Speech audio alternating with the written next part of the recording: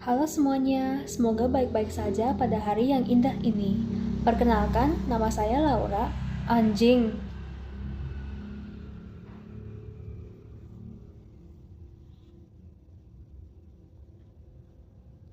Halo semuanya, semoga baik-baik saja pada hari yang indah ini.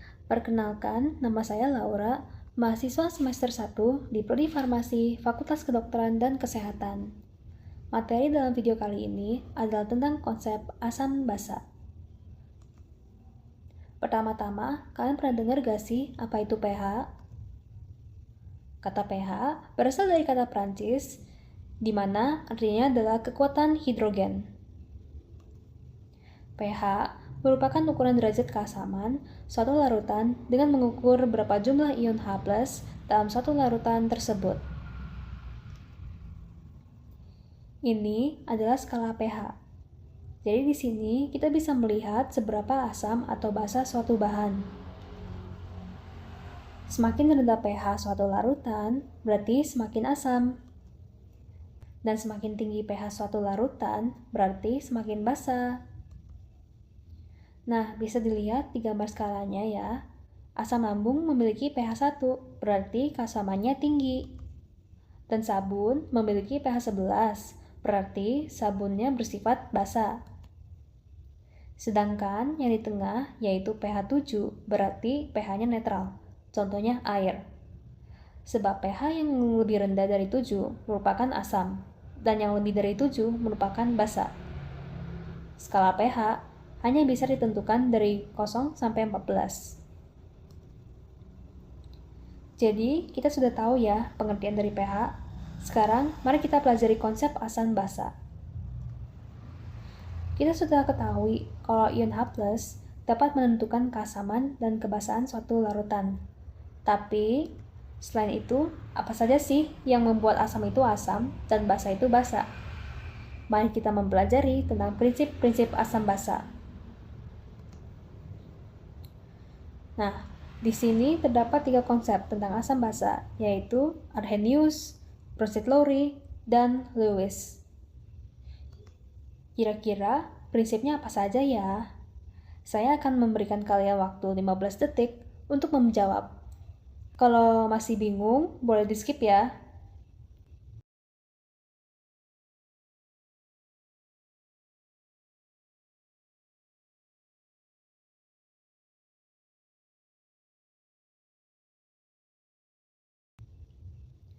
Waktu habis.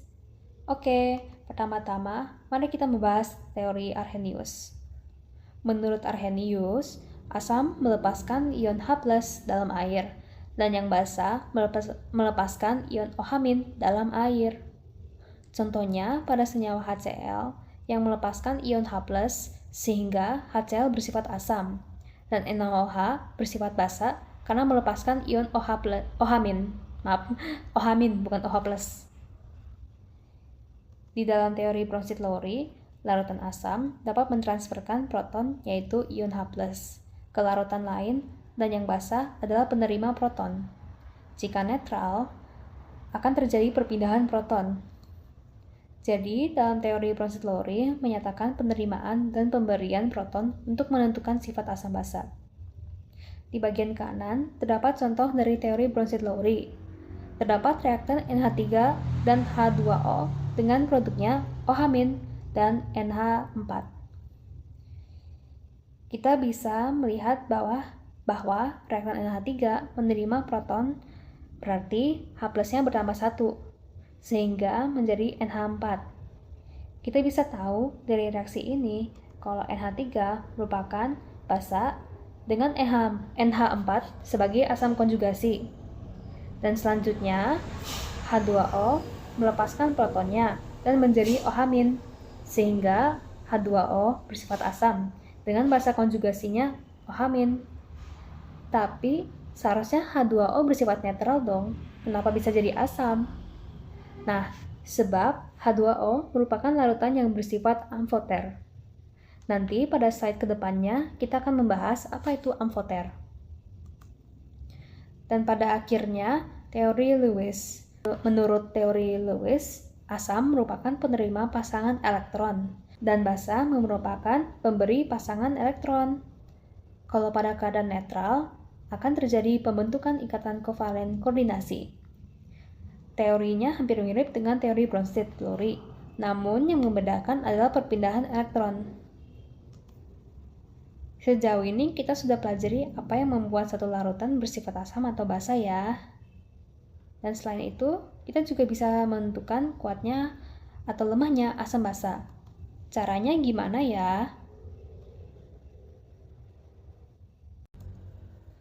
Kuatnya dan lemahnya asam basa dapat ditentukan oleh seberapa sempurnanya larutan itu dapat terionisasi dalam air. Asam basa kuat dapat terionisasi dalam air dengan sempurna, sedangkan yang lemah tidak dapat terionisasi dalam air dan hanya sebagiannya doang. Pada contoh di sini, terdapat HCl yang masuk dalam kategori asam kuat. Namun, asam asetat tidak dapat terionisasi secara sempurna dan masih terdapat sisa ion H+. Selain itu, elektrolit dalam suatu senyawa juga menentukan kekuatan keasaman senyawa tersebut. Lalu, derajat ionisasi juga membantu dalam terionisasinya larutan asam dan basa, bukan konsentrasinya. Harus diketahui bahwa kuatnya dan lemahnya asam basa dapat mempengaruhi nilai pH. Juga terdapat faktor-faktor yang dapat mempengaruhi kekuatan asam basa dalam suatu larutan, yaitu keelektronegatifan, kekuatan ikatan Ha, struktur atom, muatan ion, dan resonansi. Semua ini menentukan mudahnya ion H dapat dilepaskan dari senyawa. Hanya untuk mengingatkan doang, jangan lupa untuk istirahat dan menjaga kesehatan. Sekarang, kita akan mempelajari tentang disosiasi air. Tadi, kita baru pelajari bahwa air atau H2O bersifat amfoter. Apa itu amfoter? Amfoter merupakan sifat kimia di mana suatu larutan dapat bersifat asam atau basa tergantung pada kondisinya dan zat yang bereaksi dengannya. Air, pada umumnya, memiliki pH 7 yang berarti netral. Namun, air memiliki ion H+ dan OH- yang bisa didonorkan ke molekul lain, dan juga memiliki tetapan kesetimbangan 1/10⁻⁴. Selanjutnya, mari kita pelajari cara menghitung pH larutan asam basa. Di sini terdapat rumus pH di mana pH sama dengan min log H+. H+-nya merupakan konsentrasi. Jadi, untuk mencari nilai pH, kita harus mengetahui konsentrasi H+ terlebih dahulu. Pada asam kuat, untuk mencari konsentrasi H+, yaitu dengan mengkalikan valensi asam dan molaritas larutan. Dan untuk asam lemah terdapat dua rumus. Satunya jika jika sudah ketahui tetapan asamnya atau derajat ionisasi.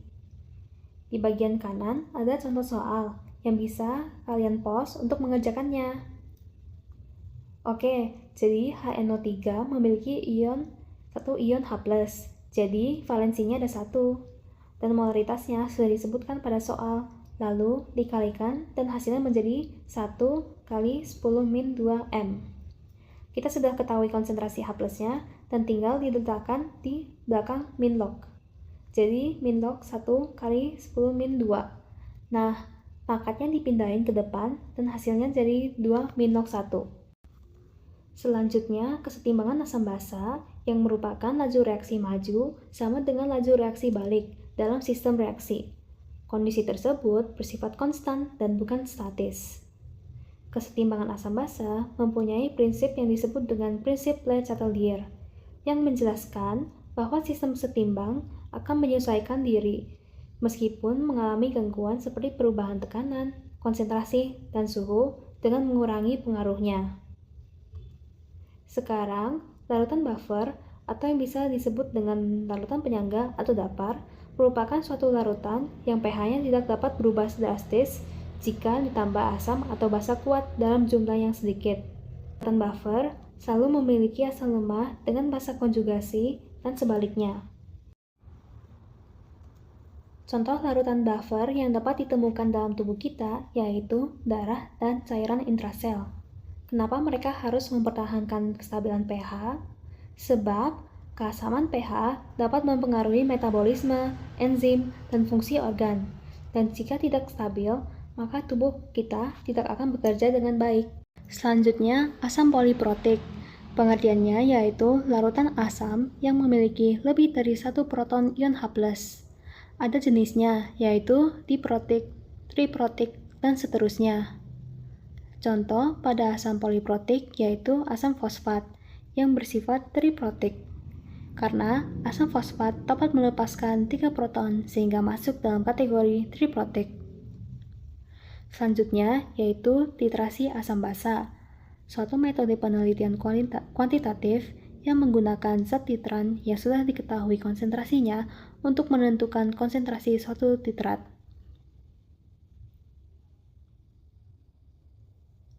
Lalu akhirnya aplikasi pH dalam bidang farmasi. Pengetahuan pH sangat penting dalam bidang ini sebab kita membutuhkannya untuk menentukan kualitas suatu produk maupun kelarutan suatu obat yang akan melarut dalam tubuh kita. Sekian, terima kasih telah menyimak di video. Sekian, terima kasih telah mendengar video ini dari awal. Sekian, terima kasih telah mendengar dari awal sampai akhir video ini. Semoga dapat memberi pengetahuan baru dan pemahaman mengenai konsep asam basa. Sampai jumpa!